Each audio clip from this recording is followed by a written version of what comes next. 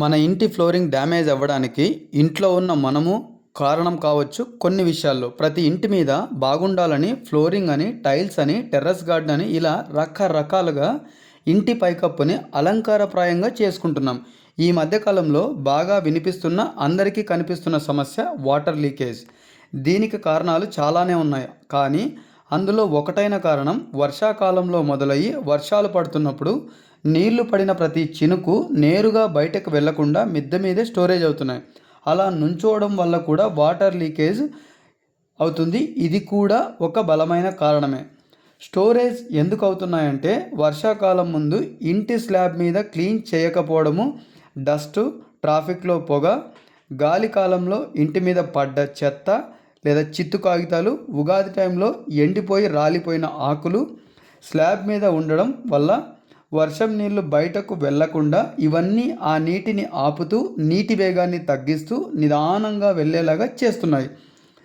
ఎప్పుడైతే నీరు నిదానంగా వెళ్తుందో స్లాబ్ ఉపరితలాన్ని బాగా పీల్చుకుంటుంది.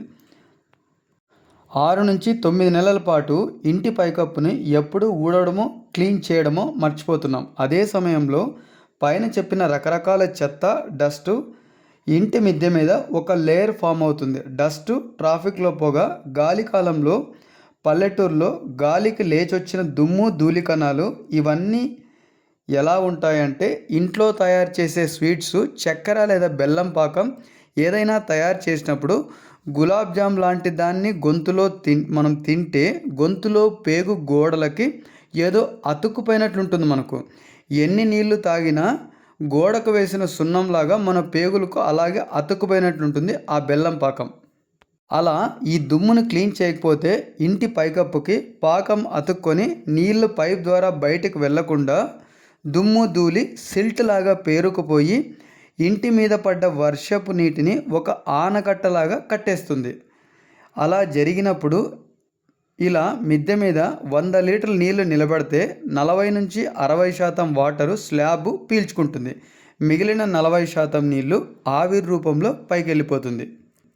ఏప్రిల్, మే లాంటి ఎండల్లో 43 నుంచి 45 డిగ్రీలు ఎండ పడినప్పుడు మన ఇంట్లో వేడివేడి పెనం మీద నీళ్లు పోస్తే అది ఇనుము కాబట్టి ఆవిరైపోతుంది.